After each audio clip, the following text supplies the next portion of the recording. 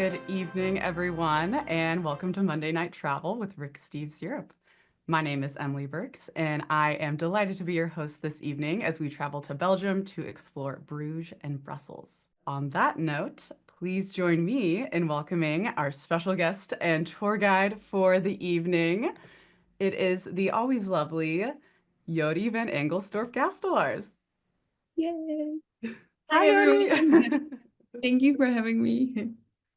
Jody, welcome to Monday Night Travel. To kick things off, can you tell us where in the world you are joining us from tonight?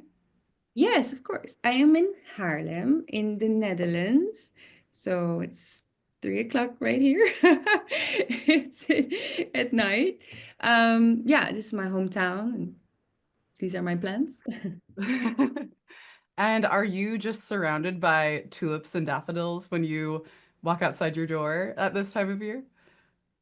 They're starting to come up. Yes. Yeah. Well, not outside of my door, but in a close by areas. Yeah. Wonderful. Well, Jody is one of our fantastic Belgium and Holland guides, and she's actually been leading tours for Rick Steves Tours for 10 years now. She's been guiding our tour members around Belgium and Holland, as well as doing some of our Europe tours and our Italy tours. So, Jody, I was wondering if you could share with us how you got your start guiding for Rick Steves Tours. Oh, yes. So I started a long time ago. I actually was working in a restaurant in Haarlem, in an Indonesian restaurant, the Lachninger Vaan. It's really good. And as a waitress. And the groups of the 21-day Europe tour, they would come here and then they would have their first meal there. And then they would go on a walking tour with a local guide. And the local guide, he became a tour guide and he was looking for replacements. And then he asked me, 21-year-old me, if I wanted to replace him to become a local guide. And I was like, yeah, oh, that's great. It was like the best like student job ever. And I loved it so much every year that it's just started to itch. Do you say that? We say that in Dutch. And I was like, I want to go with these amazing groups on tour. So I applied and then I also became a tour guide. And yeah, it's been great. It's been doing it ever since and I love it. So good. Wonderful. Well, I'm so happy that local guides scouted you all those years ago. And I'm so thankful that you could join us tonight because tonight we are actually going to be watching one of Rick's episodes from 2004 on Bruges and Brussels. And Jody has so graciously agreed to share some travel tips and updates for those of you who are traveling to these cities in 2025. So, shall we get started? Yes, please. All right. Belgium is one of Europe's great secrets. 500 years ago, a trade boom left it with dazzling art and architecture.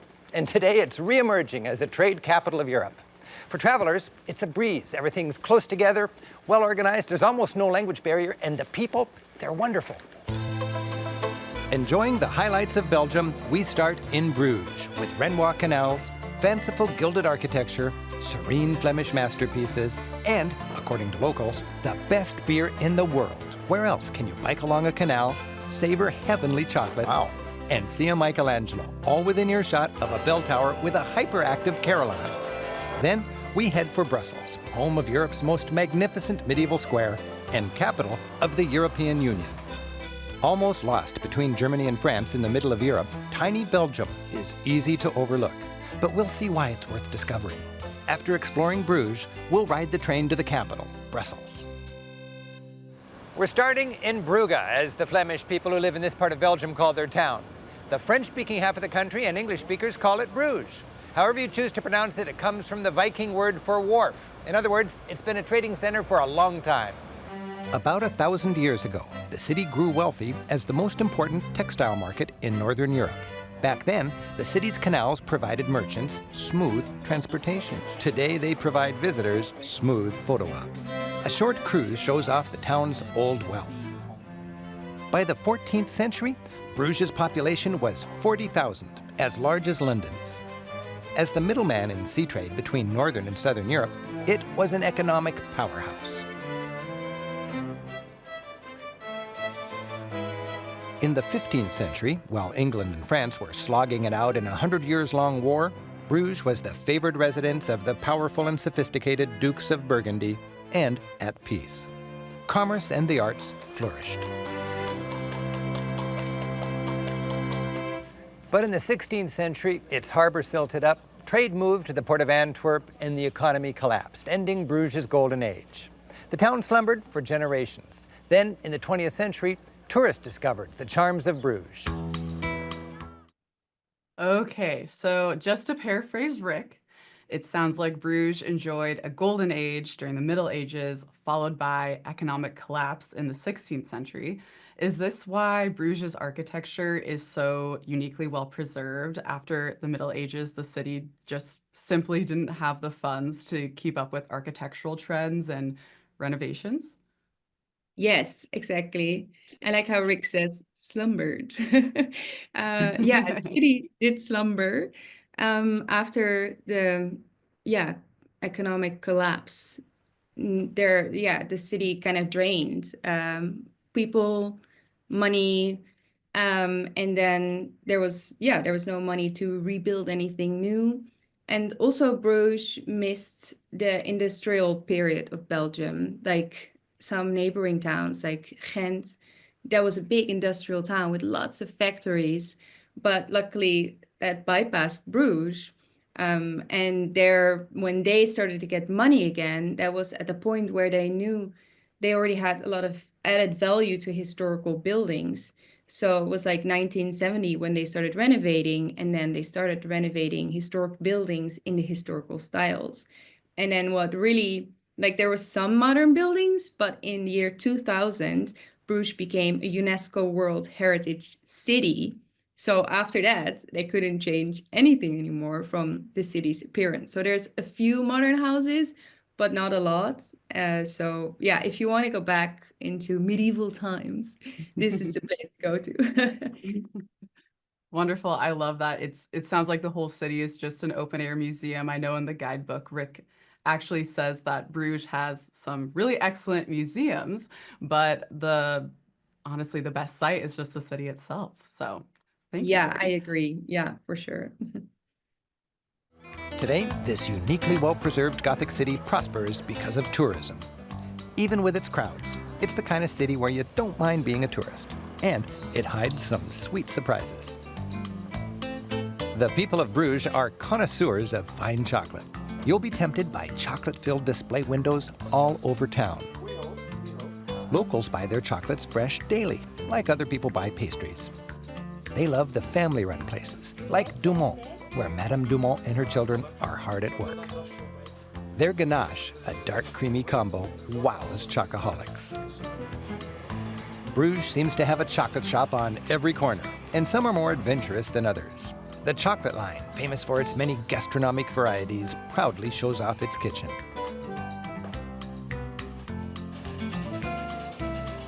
Everything here is lovingly made by hand. Some specials come with an extra dose of creativity. So how many different flavors do you have? About 60 different kinds we have. 60. What are some interesting, you must have some special flavors. We have special ones like Cuban tobacco or saffron curry or ginger. Cuban tobacco. Yes. You said legal for Americans. Yeah. Can I try one? Yes, sure, sir. So how's this made? It's a layer of marzipan flavored by a tobacco of Cuba. Cuban tobacco leaves. Yeah. Wow. It's probably not as good as a Cuban cigar, but it's very good for chocolate. The Market Square.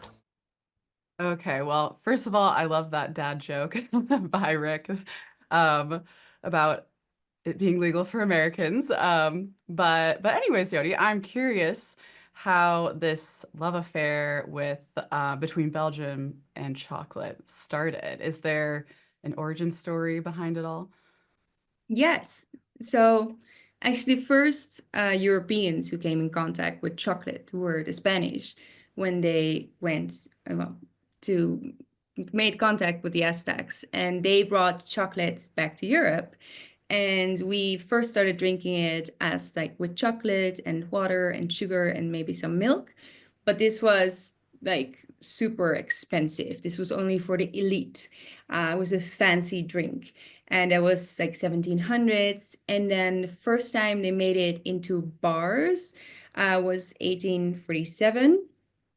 And then the Swiss were the first to add milk to the chocolate bars. And then they slowly started to use it, make candies from it, or like use it around medicine to make the medicine go down. And then the Belgians, what they did, actually, there was a Swiss, Jean Neuhaus, who moved to Belgium. And in 1912, he invented the bonbon, or as the Belgians would call it, the praliné. I have some. Yay! And the pralines or bonbons, what makes them special is it is basically, let me see, chocolate, and it has like a hard chocolate shell, and then the inside is the ganache, what Rick was talking about.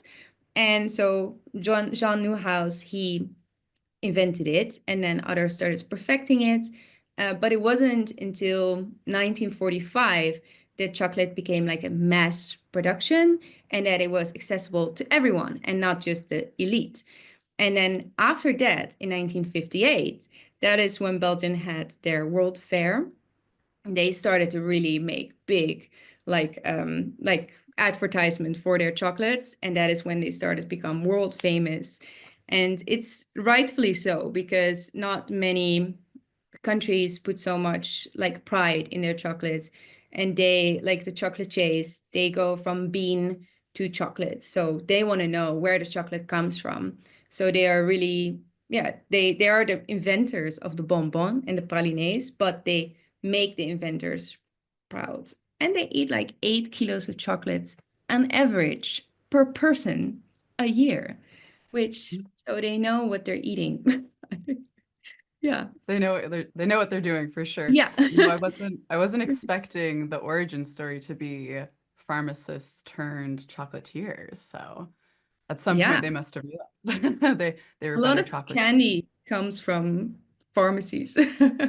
Yeah. Started. That's that's fascinating. Well, Yodi, I'm curious if you have a favorite place that you like to buy chocolates when you find yourself in Bruges. Yes. So these ones, these great assortments, I got from Pralinette. And Pralinette is a great chocolate store in Bruges, just like the chocolate line that Rick just showed. These are two chocolate stores with chocolatiers that really are super proud of what they're doing. And they control the product at every step of the process. So you really know you're going to get something good, and they're super creative. It's always something new, like what Rick was having, the tobacco. Like they have the craziest flavors, and it's really nice. I like those a lot. Sometimes because Bruges it's became a little touristy, so now every second store is like a chocolate shop, and it's not all as good as the next. So you have to be a little bit strict on yourself. But so these two are really good, and there's some others that are great. What I do is I like try one chocolate from each store, and then I come back to my favorite one. So you can do that. That's really good. That's a great tip. And I am glad you brought up over tourism because that is such an important topic that is, come up for cities all over Europe, including Bruges. And I'm curious if you have any tips for beating the notorious crowds in Bruges these days. Well, I think because Bruges is like an open air museum, one thing that's nice to do is to go into the side streets, because you'll see things that you otherwise would not see, and it's all historical. There will be really cute gable stones or strange corners, and there's a lot of main drags, so where all the tourists are, but it's easy to avoid those. If you just take a street next to it, you'll not be in the crowds. So, and you'll find other good spots, or start early. and late. But yeah, you still want to go in the tourist crowds every now and then, of course, because we're one of them. But like Rick always says, just avoid go in the side streets and you'll bump into gems. I Yeah. love that. And I was actually reading about over tourism in Bruges this morning, and I came across this Telegraph article from 2024 that estimated that about 85% of the tourists in Bruges are actually day trippers since there is a nearby cruise port. And so that, reminded me of another classic Rick tip, which is, spend the night. Spend Yeah. the night in these towns, and in the morning and in the evening, you'll have them all to yourself. Yeah, exactly. Yeah. All right, well, I think it's time to continue our sightseeing. The Market Square, ringed by restaurant terraces, great old gabled buildings, and the bell tower, marks the city center today as it did in its medieval heyday. Back then, a canal came right to this main square. Farmers in the countryside would ship their wool and flax into Bruges. Before loading it onto outgoing boats, industrious locals would maximize their profit by dyeing, spinning, and weaving it into finished textiles. The bell tower has stood over Market Square since 1300. Climb the 366 steps for a commanding view. The tower houses a grand carillon. Rather than fingers, the carillon player uses his fists and feet.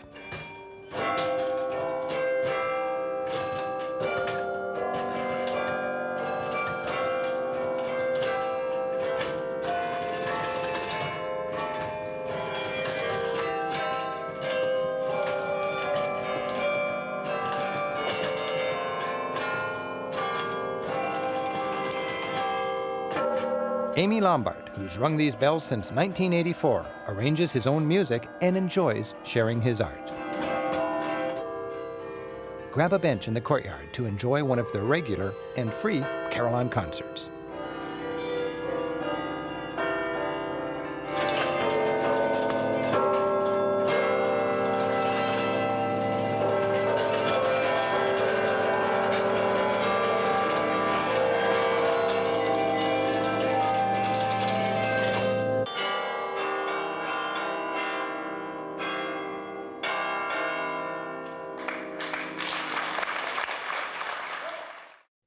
Okay, Yodi, so I just want to get this straight. This guy is playing church bells. That's the instrument he's working.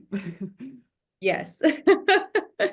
Yes. Yeah. That what he was hitting with his fists, they call it like a keyboard. And then well, the whole thing is a carillon. And then yeah, you have to use your whole fist to get the bell to ring. And if you're really close by, it's really hard to actually hear what he's playing. The further away you are, the easier it is to distinguish the song he's actually playing.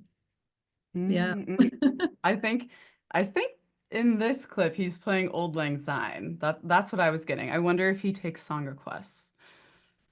Let's You see. could in He nearby might. towns. Yeah, in Ghent, actually, because they have this in a lot of towns in Belgium. And in Ghent, which is a nearby town, they vote every so many months for the next song they're going to be playing. And then the whole town has to listen to it for like a period of time. And they get tired of the song and they request a new song. So, Oh, but I love that. They all have to agree on what they're going to hear every single day. yes. Okay. Well, are these Carillon concerts still taking place in Yes. Bruges at least? Yes, yes, yeah. It's every Wednesday, Saturday, and Sunday. You can see it at or listen to it at 11 o'clock. And it's all free. You can also actually live stream it these days on their website. So if you want to see it from home, it's also an option. Yeah. Wonderful. Well, Yodi, I know you mentioned recently to me while we were preparing this episode that this bell tower is 800 years old and it does need a little love and care from time to time. Is there any plans for restoration that our viewers should be aware of? Yes, they are planning to restore the bell tower. And the plan is to start in next year, 2026, and then it should take until 2029. But usually these things, I don't know, might take a little longer. But it's a big project. They're going to create new entrances, and I mean, it will still be the same tower, of course, but yeah, it really does need some love and care. It's leaning quite a bit. It's the leaning tower of Bruges, but it's been leaning, so it's not something they're worried about because it's not something new. But I do think they're also going to do something about the foundation. So Hmm. um, the beautiful tower will be in scaffolding probably from next year. So that's Mm. something to keep in mind. Quickly, buy a ticket to Bruges. Yes, the time to go is now. Yes. The opulent square called Burg, Bruges' historical birthplace, political center, and religious heart, is decorated with 6 centuries of fine architecture. The square's historic highlight is the Basilica of the Holy Blood. The gleaming gold knights and ladies on the church's facade remind us that this church was built by a crusader in the 12th century to house the drops of Christ's blood which he brought back from Jerusalem. Inside the basilica, the stark decor reeks of the medieval piety that drove those crusading European Christians on their holy war against the Muslims. With heavy columns and round arches, the style is pure Romanesque. Stairs lead to the brighter Gothic-style upper chapel. The painting at the altar tells how the Holy Blood actually got here. Derek of Alsace helped conquer Muslim-held Jerusalem in the Second Crusade. Here, he kneels before the grateful Christian patriarch of Jerusalem, who rewards him with the relic. Derek returns home and kneels before Bruges' bishop to give him the vial of blood. Yodi, I was wondering if you could tell us a little more about this story. Is there really a vial of blood on display that travelers can see? Yes, yes, there is. At least so it's said. Well, there is. I mean, it was brought in 1100, so who knows? But that's how the story goes. You can see it on the upper floor, and usually between 2 o'clock and 4 o'clock, you can enter and you can. I mean, the basilica is open earlier, but to see actually the relic, it's between 2 and 4. And when Derek, after his crusades, brought this to Bruges and he donated it in Bruges, so he gifted it. The blood, it was said, turned liquids. So it was all dried up and then it turned liquids. And this happened for 2 centuries long, every Friday. And many pilgrims came to see this in Bruges. And so they are witnesses, basically. And the last time this happened was in 1325. And ever since, it's been dried up. So now you will not, maybe you'll see it turn into liquid for the first time in 700 years. Who knows? But yeah, it's just a miracle. And it's also very important for these cities to have relics like these because relics is what brought you pilgrims, and pilgrims were the tourists. There are now we have tourists, and then they had pilgrims. So, as a city, especially as an important city, you wanted to have an important relic, and this relic is one of Belgium's most important relics there is. So, yeah, it's Mm. great. And then every year on Ascension Day, they reenact the bringing of the relic, and then the relic with everybody gets dressed up, and the relic is actually brought through the city. So you can also witness that, which is really fun. Next door is the town hall. 15th century Bruges was a thriving bastion of capitalism, and this building served as a model for town halls elsewhere, including Brussels.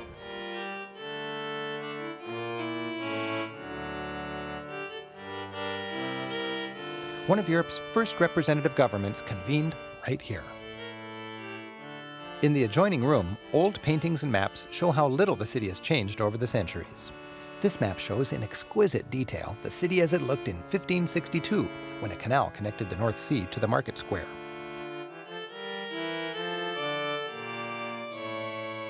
A fortified moat circles the city. Of the town's 28 windmills, 4 survive today. The mills made paper, ground grain, and functioned as the motor of the Middle Ages. My favorite way to explore Bruges is on 2 wheels. Just about anywhere in Europe where the biking's good, you'll find handy and inexpensive bike rentals. Get lost on the back streets, away from the shopping and the tour groups. Jody, I am curious if you would still recommend renting a bike to the average traveler. And I ask because I would consider myself to be something of a cyclist. And I was in Amsterdam last September, and I was totally intimidated by the cyclists there. There are just so many people riding their bikes so quickly over those cobblestones and, little bridges that I just opted to walk. But Bruges looks like it might be a different story. It looks like it might be a little calmer. What do you think?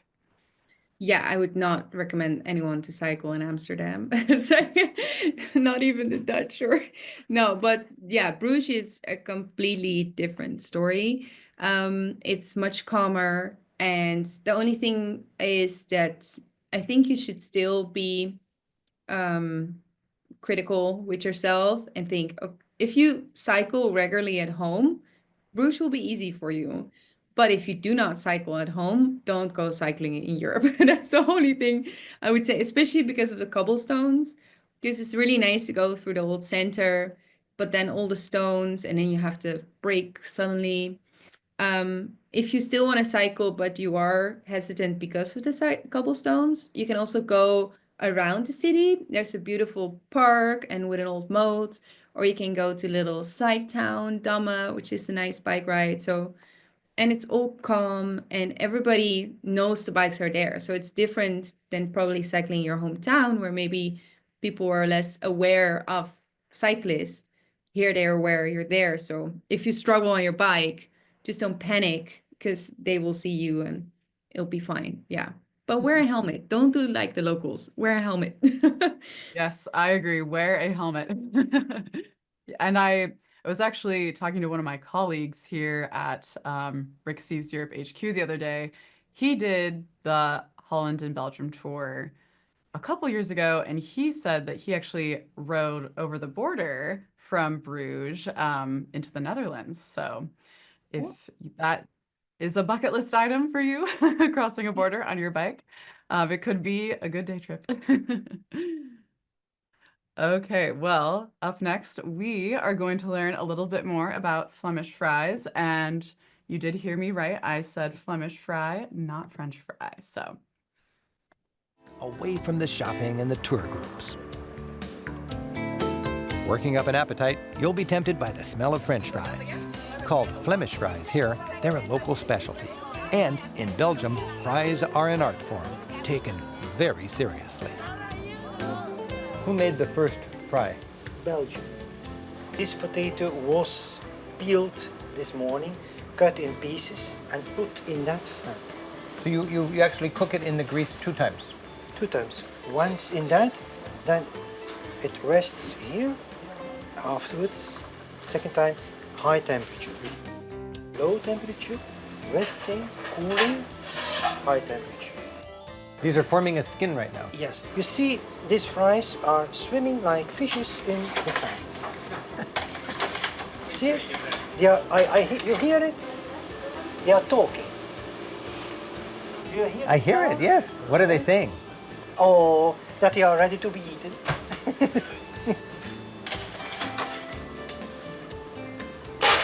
Oh. What do you need more? Taste one, please. Is With it the hot? top of the fingers, because it's hot, yes. Only a little bit salt on it and it's perfect. In the 1500s, rich men and women decided that lace collars, sleeves, and veils were fashionable. For the next 200 years, lace was the rage. It all had to be made by hand, and countless women earned extra income meeting that demand. This school makes sure that traditional lace making survives in Bruges. People from around the world come here to study these 400-year-old techniques. To make bobbin lace, which originated here in Bruges, women juggle different strands tied to bobbins, weaving a design with the many threads. Unlike knitting, lace making requires total concentration as you follow intricate patterns.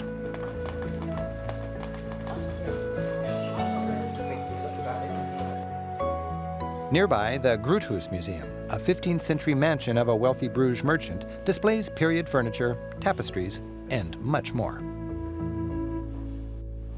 This region was renowned for fine tapestries. They were popular with the wealthy, colorful, great for warming up big drafty interiors, and a fun opportunity for a rich guy to tell a story. This series tells of courtship and marriage in the early 1600s. The scenes and their old French captions subtly spin a story of youthful lustiness that upsets stereotypes about medieval piety. Scene 1, called Soup-Eating Lady, shows a shepherd girl with a bowl of soup in her lap.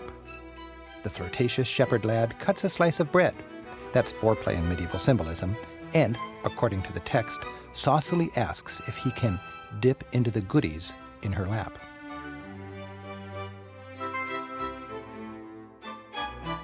Nearby, another woman brazenly strips off her socks to dangle her feet in water.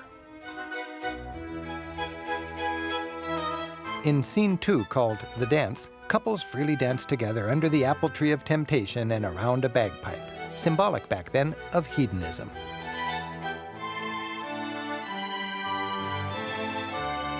The wedding parade shows where all this wantonness leads: marriage. Music plays, the table's set, and the meat's on the barbecue as the bride and groom enter, reluctantly. The bride smiles, but she's closely escorted by 2 men, while the scared groom gulps nervously. Finally, in the last scene, called Old Age, the now elderly husband is tangled in a wolf trap. The caption reads, "Alas, he was once so lively, but marriage caught him, and now he's trapped in its net."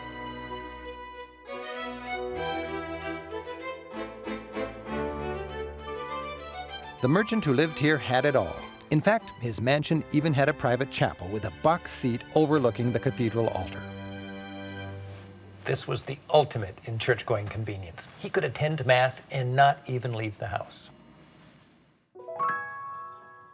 For 600 years, the Church of Our Lady has stood with its 400-foot-tall tower of bricks as a memorial to the power and wealth of Bruges at its height.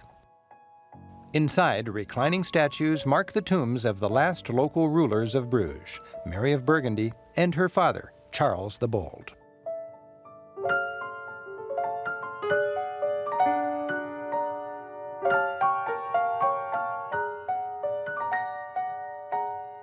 This delicate Madonna and Child is said to have been the only Michelangelo statue to leave Italy in his lifetime. It marks the tomb of the wealthy Bruges businessman who bought the statue in Tuscany.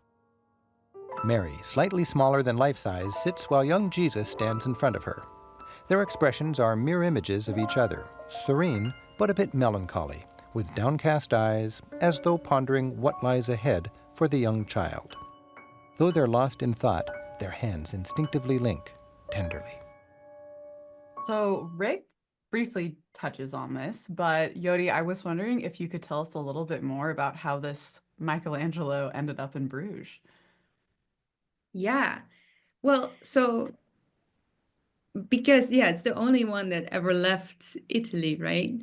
And so this piece of marble wasn't meant to become Madonna and Child. Well, according to Michelangelo, it was, of course. But when he got a commission from a cardinal of Siena, who later became Pope Pius III, and he got a big bunch of marble from Carrara, and he was supposed to make 15 figures out of this. He finished 4, but then the Pope had already passed. It was an early passing, and then he got a new commission, which was more important, which was painting Sistine Chapel. So all this marble was left. And but he saw in one piece of marble, he saw Madonna and Child.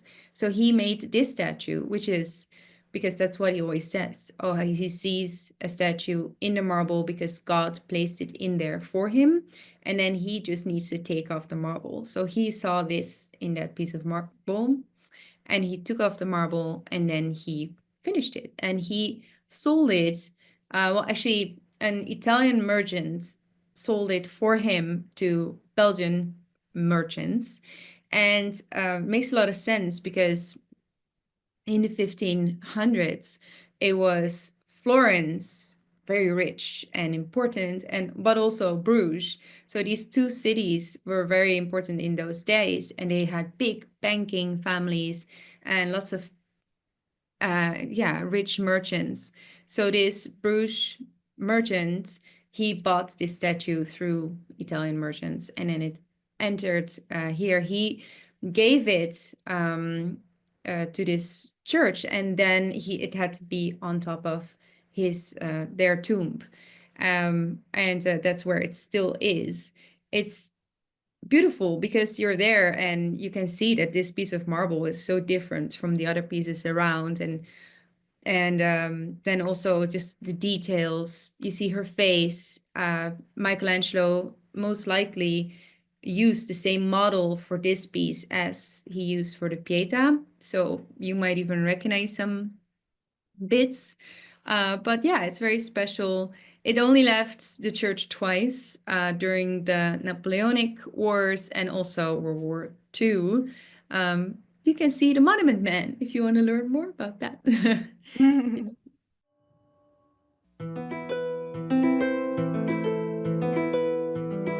Just across the street, a monastery ran a hospital. It recalls how the sick were treated. It also displays masterpieces by the great Flemish painter, hometown boy Hans Memling. Some 500 years ago, the nave of this former church was lined with the sick and dying. Nuns served as nurses. In many ways, this was less a hospital than a hospice. It helped the down and out make the transition from this world to the next. Rather than dying in the streets, they died here with dignity. Care was more for the soul than the body. Religious art reminded those suffering that Christ could feel their pain, having lived it himself. Today, rather than the sick and dying, the wards now house a handful of exquisite paintings by Hans Memling. Memling was a master of Flemish primitives. Primitive is not an insult. It was a 19th century term for the nostalgic, pure, and spiritual art of these highly skilled 15th century oil painters. Employed by and often portraying Belgium's wealthy, they captured their world in astonishing detail. Hans Memling's St. John's altarpiece was designed to comfort patients in the hospital. Gazing at this slice of heaven, they could imagine leaving this world of pain and illness and joining Mary and Jesus in a serene setting, listening to heavenly music and conversing with the saints. Memling's heaven echoes wealthy Bruges in the 1400s, showing the city skyline, oriental carpets that passed through here, fine furniture manufactured by the city, and the latest Italian fashions. In the right panel, Memling then takes us on a journey to the end of the world. John the Evangelist sits on the island of Patmos, transfixed as he envisions the apocalypse now. He writes down his vision, a revelation of the end of time, which eventually becomes the last book of the Bible, Revelations. Up in heaven, in a rainbow bubble, God opens the seals of a book, unleashing awful events, fires, plagues, and wars that stretch as far as the eye can see.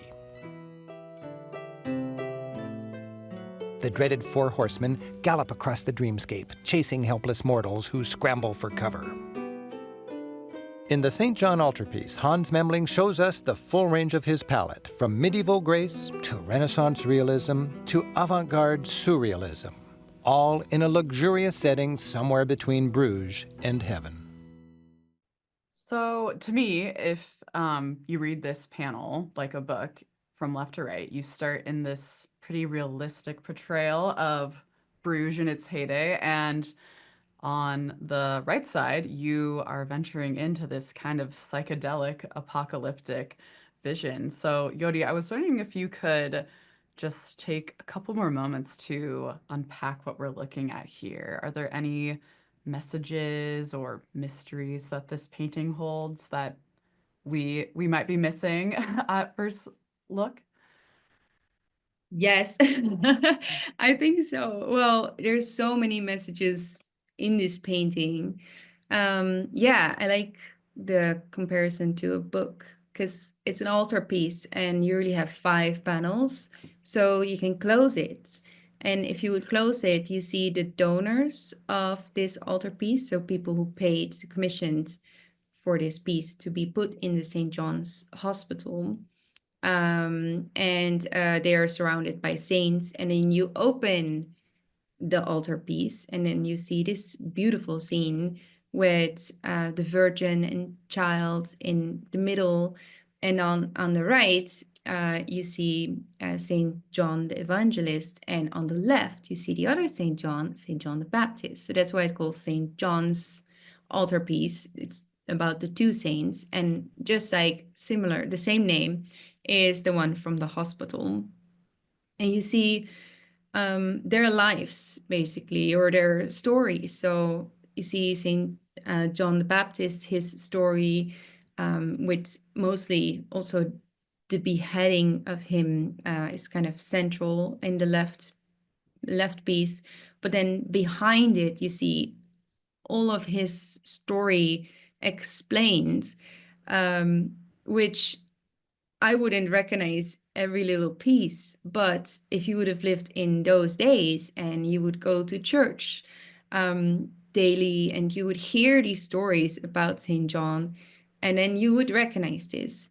You wouldn't read, most likely, because a lot of people those days were illiterate, so they wouldn't read books. And for that reason, these images were so important, because images they could read by the picture. So they would recognize all these stories inside this painting. And then, yeah, you see Bruges on the background, kind of to bring it more to like nowadays. It was contemporary.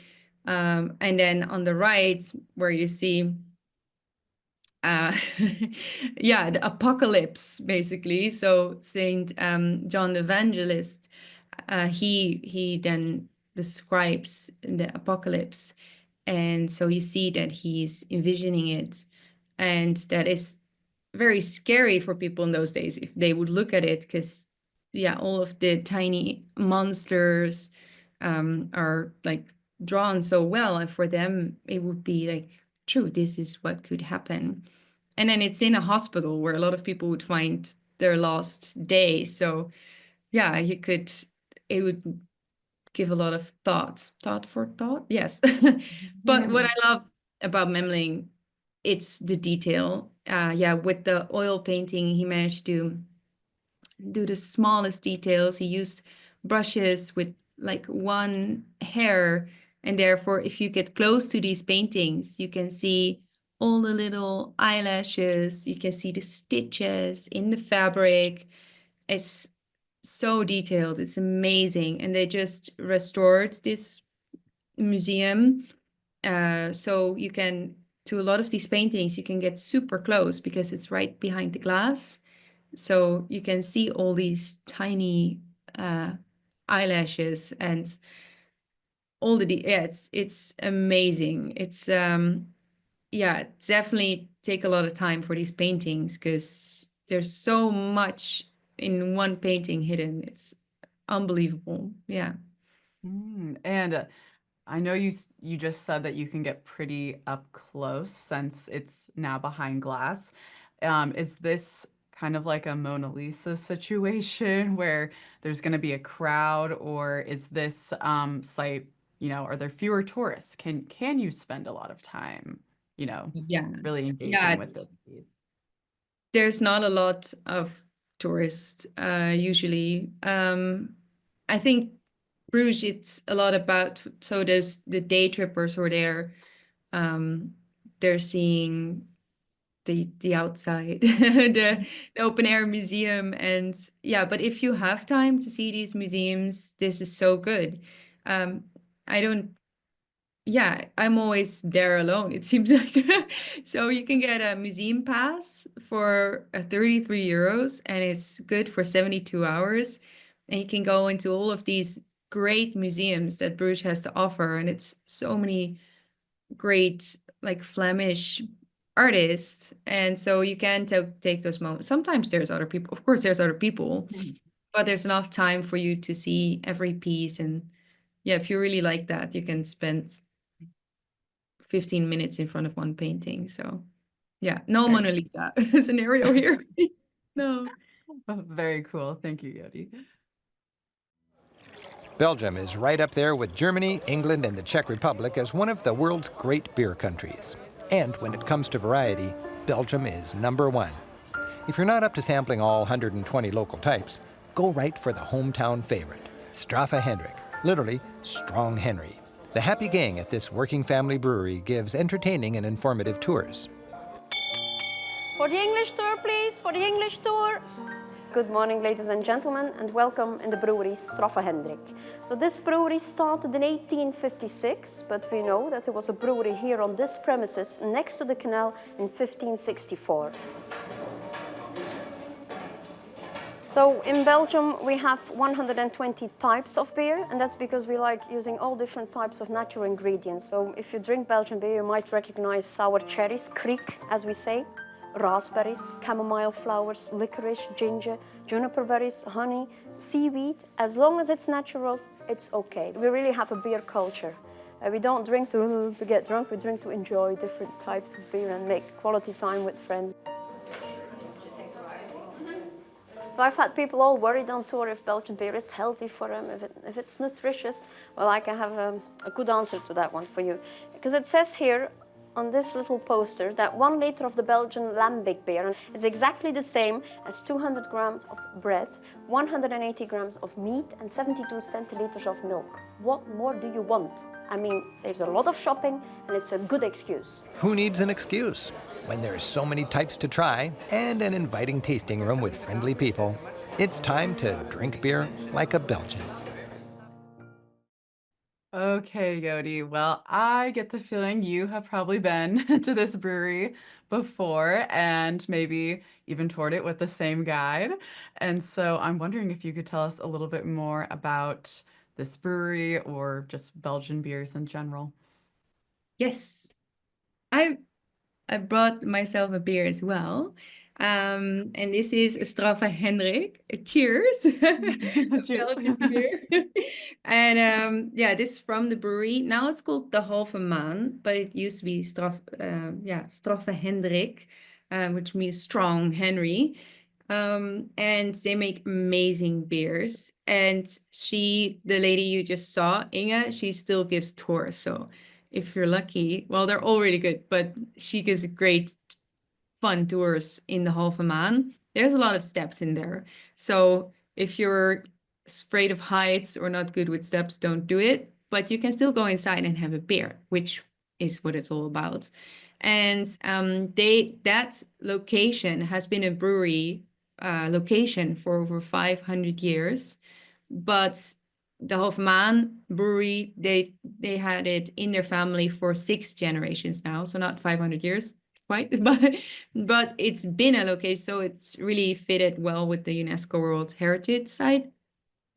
Now, since it is UNESCO World Heritage, the whole city, they cannot really expand, but this brewery is growing like none other than in Belgium, so they're doing really well.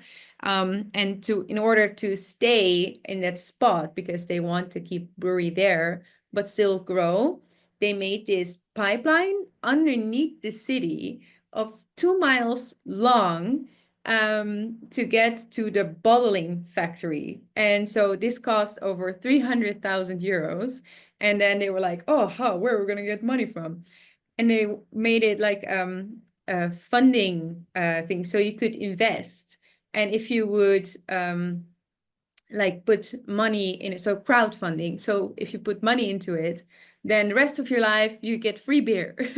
And it depended on how much you invested, how much beer you would get. So it's they got the money in like no time, and now they can keep on growing. And it's really fun and it's great. And the Belgians, they do have some of the best beers in the world. They don't have those strict rules like the Germans have on, or used to have, on what you can use. Like she said, you can use cherries or anything to make it taste better. And yeah, and then they're also, they don't want it to be super cold. So if you think, oh, my beer is a little warm in Belgium, um, you want it to be able to taste all the flavors that are inside. So it's important that it's not freezing cold, depending on beer, of course. And then it's always super important to have the right glass, because whenever they come up with a new beer, you need to, they test it. In which glass does it drink best? So whenever you order a beer in Belgium, you better make sure that you get the right glass with the right beer. So this is actually Straffe Hendrik beer glass. Let me try it.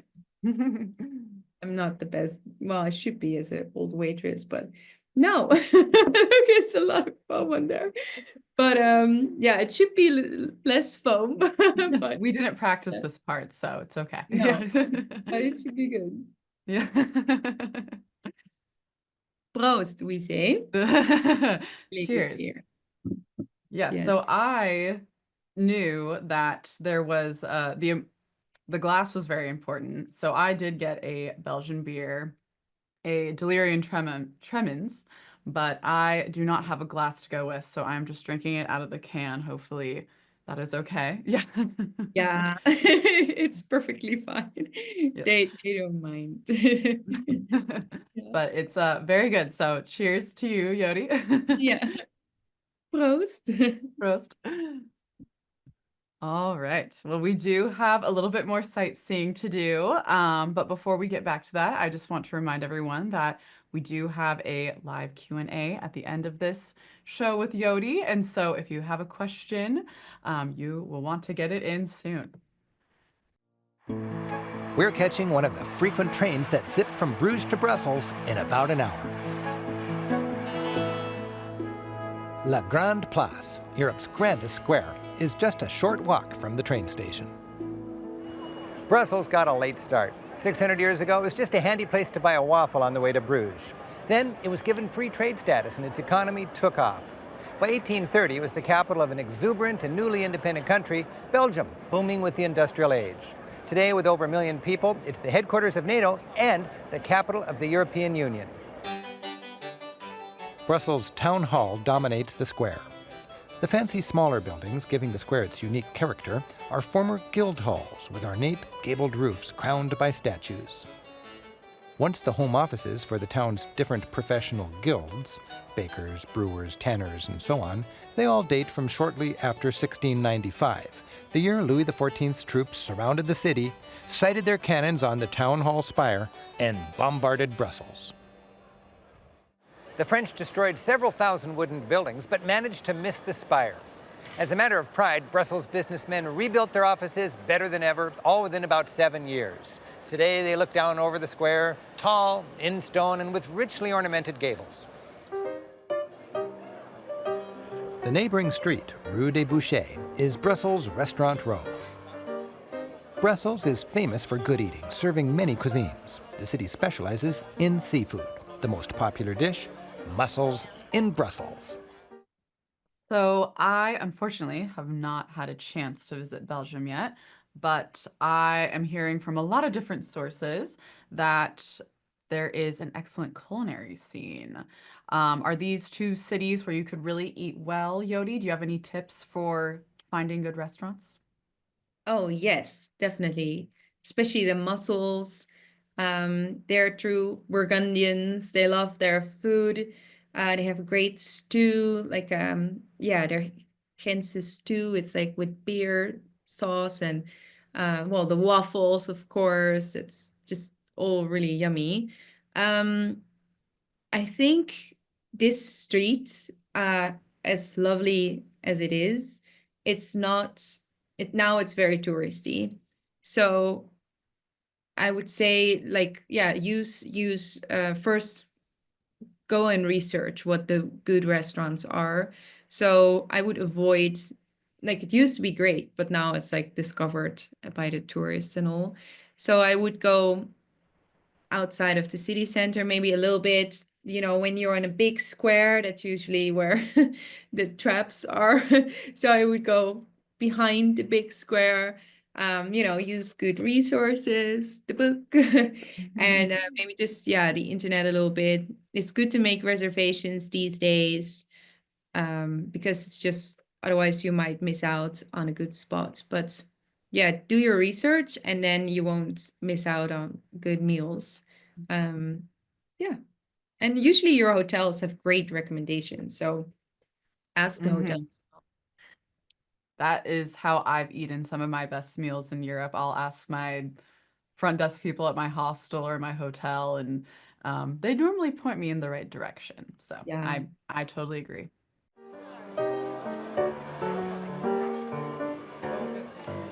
For some reason, every visitor has the mannequin piss on his list. Even with low expectations, this bronze statue is smaller than you'd think. Still, this little squirt is a fun, light-hearted symbol of Brussels.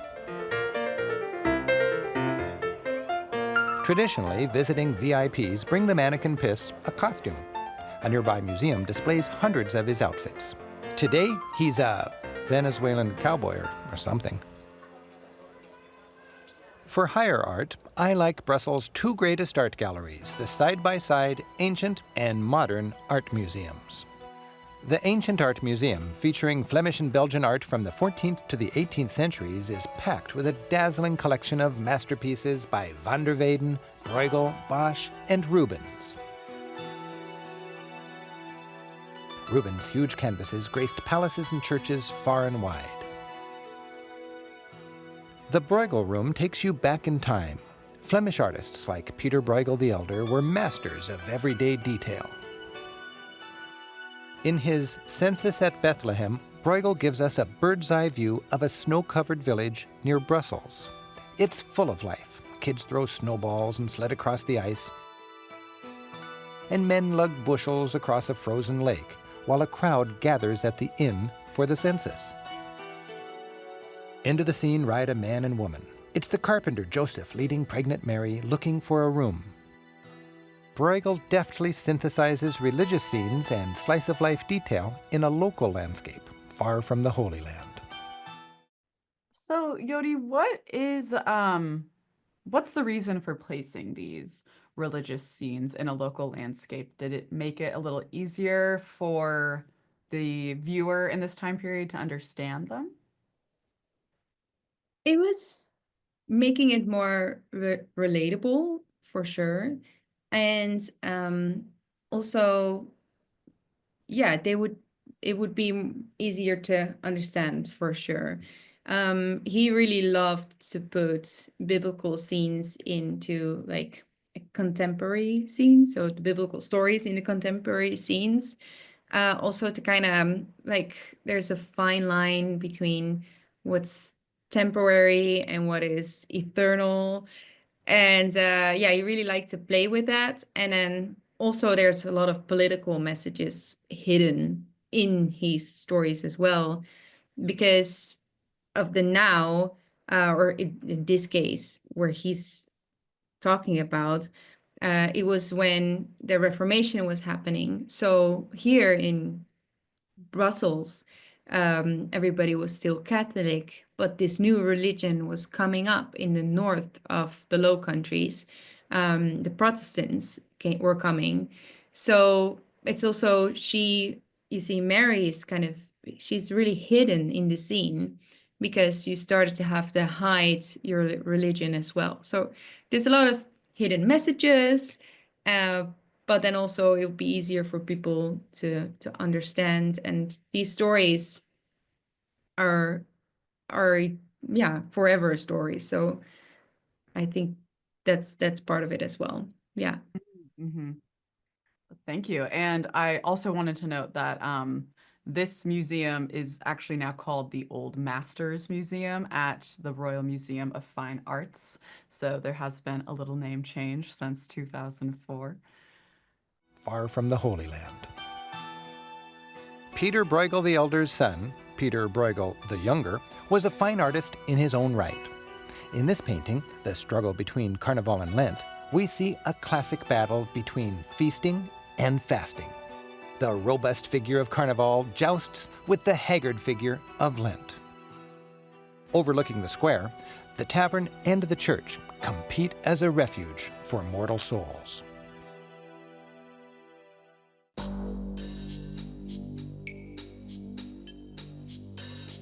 The attached Museum of Modern Art gives an easy-to-enjoy ramble through the art of the 19th and 20th centuries, from neoclassical to surrealism and beyond. The Belgian surrealist René Magritte used his training in advertising to push our buttons with a collage of bizarre images. He paints real objects with camera eye clarity, but jumbles them together in new and provocative ways. People morph into animals or chairs, and stairs lead nowhere. The surrealistic juxtaposition only short-circuits your brain when you try to make sense of it. And some of Brussels' top art is edible. Many tourists consider the local waffles a cultural highlight worth traveling for. While the people of Brussels love their fun taste treats, it's also a city of sophisticates. As the unofficial capital of Europe, the place is cosmopolitan and hosts businessmen from around the world. Though Brussels, like Belgium, is officially bilingual, most of the people here speak French first. Bon up on bonjour and s'il vous plaît. Brussels is the political nerve center of a united Europe. Only Washington, D.C. has more lobbyists. When Europeans have a gripe, this is where they demonstrate. And the most impressive part of the city skyline these days is the glassy headquarters of the European Parliament. Europe's governing body now welcomes visitors. This busy symbol of European unity is filled with a cacophony of politicians speaking the full range of European languages. Visitors listen to a political science lesson while viewing the chambers where the members of the Euro Parliament sit. Today, hundreds of Parliament members representing an entire continent are hard at work shaping Europe's future. Jody, can travelers still sit in on a parliamentary session? Yes.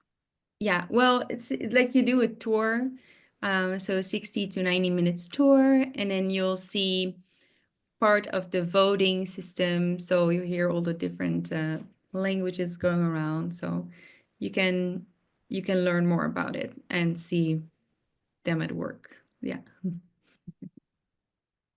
Excellent. Well, I am going to let Rick sign off, and then we will be back to take some live questions from the audience. Future. For centuries, Europe's cultural and political differences have led to war. Today's daunting challenge, to respect these differences while building a democratic, prosperous, and peaceful Europe. And a fun part of travel today is watching this story unfold. Thanks for joining us. I'm Rick Steves. Until next time, keep on traveling. Au revoir. All right. Well, before we get to those questions, I just wanted to take a quick moment to share a word from our sponsor. And tonight, our sponsor is Rick Steves Festival of Tours. We will have another Festival of Tours later this April. So starting on April 21st, we will have 9 nights of fun and free virtual events. If you are curious about joining a tour, if you have never toured with us before, or if you have toured with us and you are interested in another region in Europe and what itineraries we may cover there, this would be a great fit for you. So Rick will kick things off starting on April 21st with a little backstory on Rick Steves Tours, our origin story. And then for the other nights, we will be joined by some of our guides who will be covering their favorite cultural wonders in their region. So you can find more online on our website, and I believe Ben just dropped a link into a chat if you would like to sign up for any of those events. And now I have a couple questions for you, Jody. And I know we have some of your former tour members in the audience, and they're very excited to see you again. Right. It's so sweet. Yes. Okay, so Joanne, she has a very important question. She is wondering if you can repeat the name of your favorite chocolate shop in Bruges. It's pralinettes. I think Ben will share a link as well, right? I can see it. Pralinette. It's really good. Beautiful.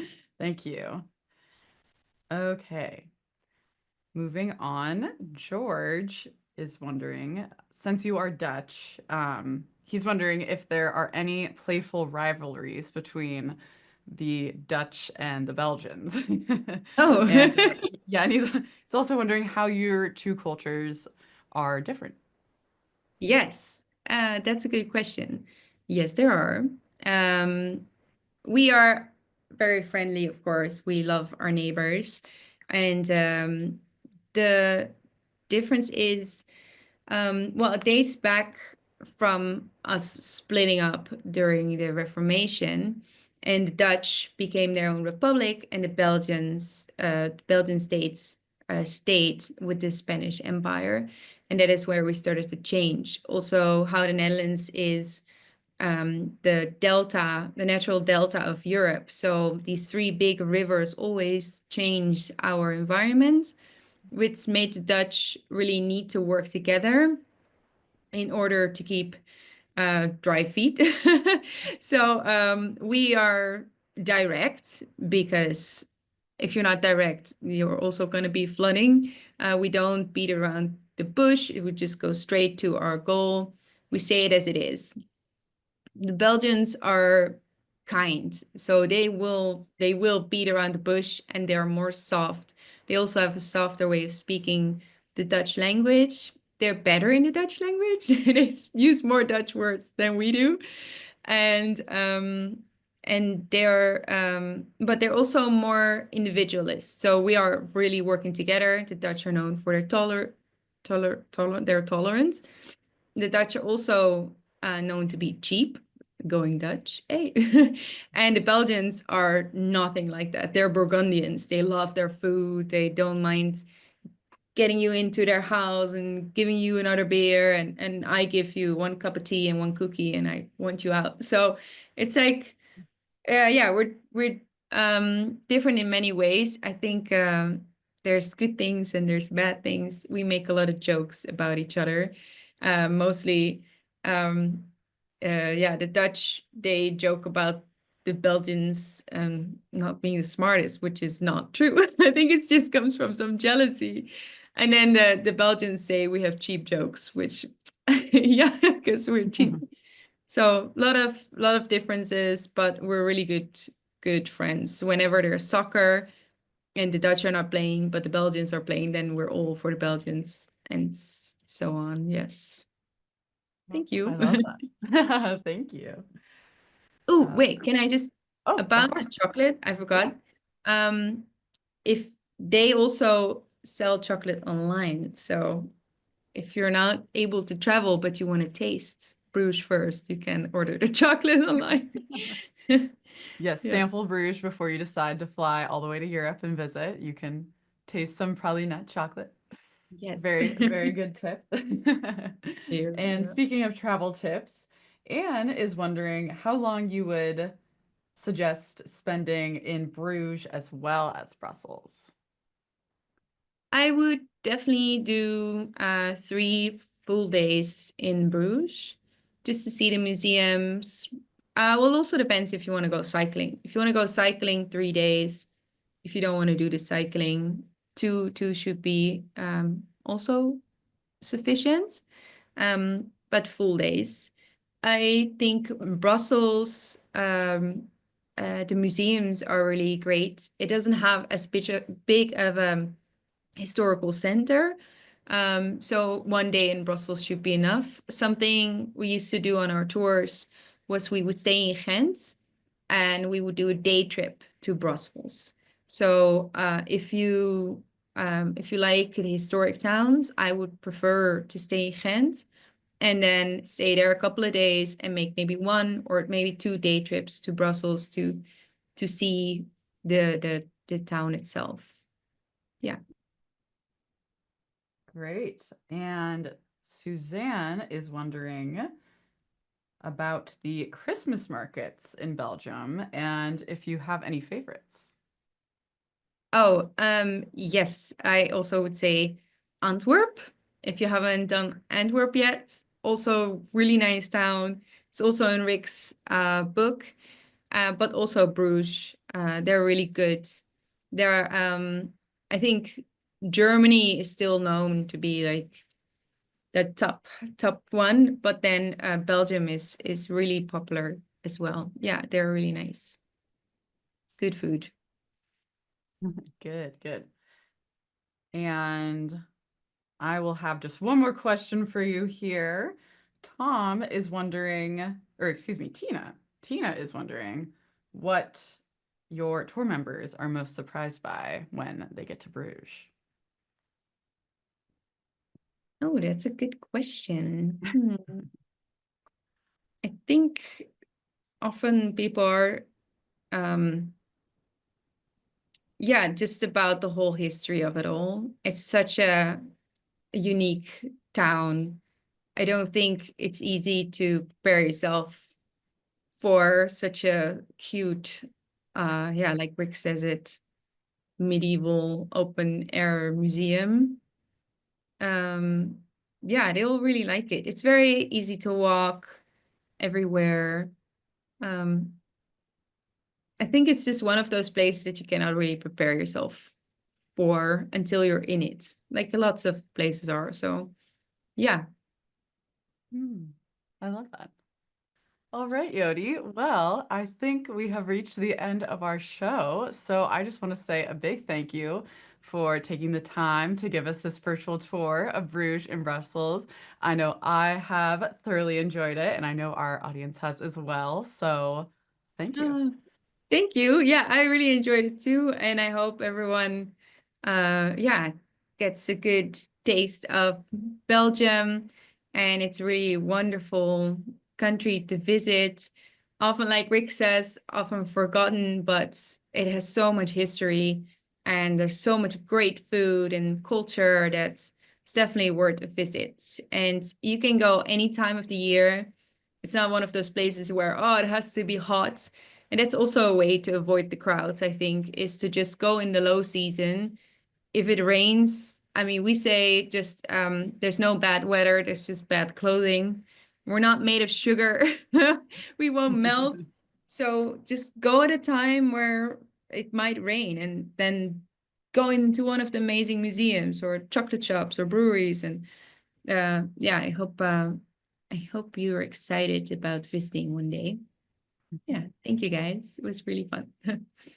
Thank you, Yodi. And I hope you have a wonderful 2025 tour season ahead of you and a good rest of your evening.